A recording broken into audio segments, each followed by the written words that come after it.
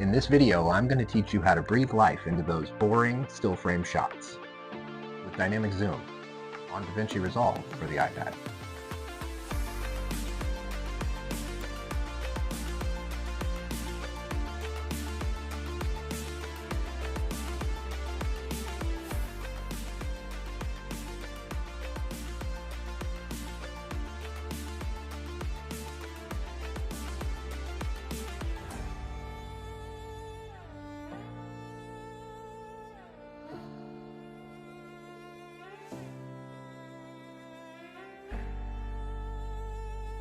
So let's get started. The first thing we're going to do is we're going to open up DaVinci Resolve. And we're going to open up an untitled project. Let's see here, make a new one. We'll call this Dynamic Zoom 1. Alright, so the first thing we're going to do is we're going to grab our media and bring it into our media pool. I'm going to grab that from photos, but you're going to go ahead and grab your clip from wherever it is. Once we've got that clip in the media pool, we can hover over it and you can view it in your viewer, but in order to get it to stay there, you're going to need to double click it.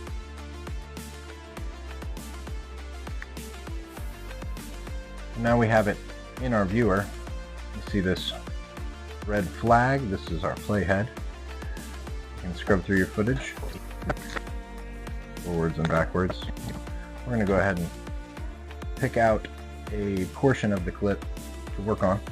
I'm going to move my playhead to the point that I want to start at, and I'm going to move it over to this icon here and click it, and that creates an in point. Now we're going to move forward in time right to where we want to stop using. I'll use this icon to create an end point, an out. So I have an in and an out, and this section here of the clip is the portion that we're going to use.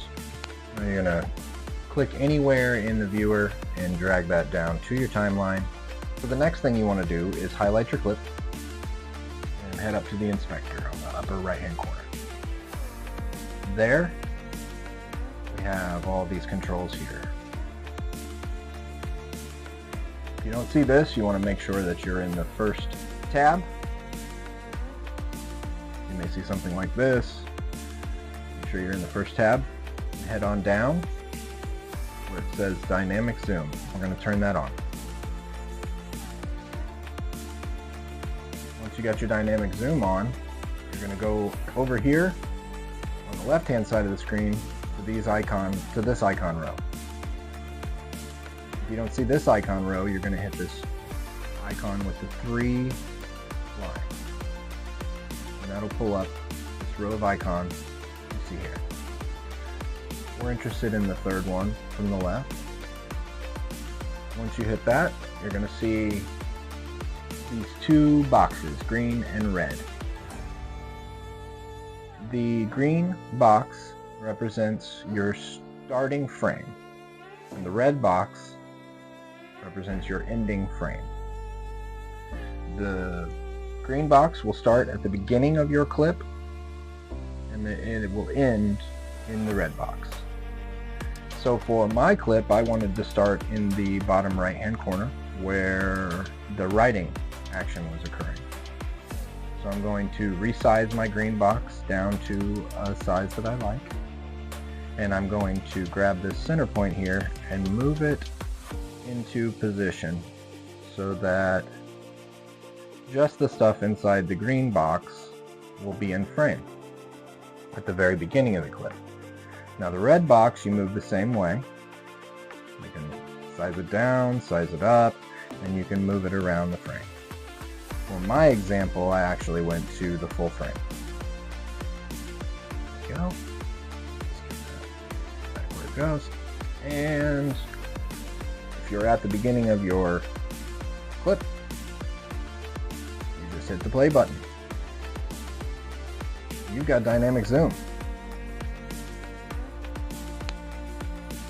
It's just that easy. Now let's say you don't want to go from this corner to this corner. Let's say you want to go from side to side. If you see this row of icons underneath, there are 3 different settings. The first one sets the boxes very much like what we first saw. The second one sets the boxes in this direction here. Now these are preset, so if you click that and you start your playhead from the beginning, you'll now see a pan from the right to the left. If you click the third icon, very similar to what I did, from corner to corner, you can just set your boxes the way you like. The first one is more just for a zoom. You set the box over the face here, and the red box out on the full frame. And now let's see what we've done. That's a nice pan out. Well, let's say I want mine to start wide and end up with the full zoom on the face. So what I'm going to go down here to is the dynamic zoom over on the right in the inspector. I'm going to click on the actual words. You're going to see this drop down box here and this here that says swap. If you click swap, your boxes change places. So now you'll see that we actually zoomed in on the face instead of zooming out.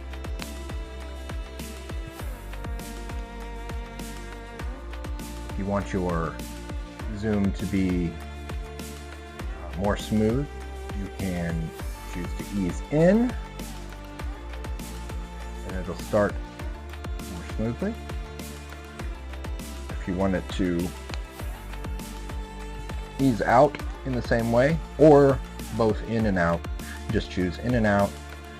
Go to the beginning, and you can see we're gradually zooming in. We'll then zoom in quickly and slowly out. And I do like that. Hi, I'm Ron.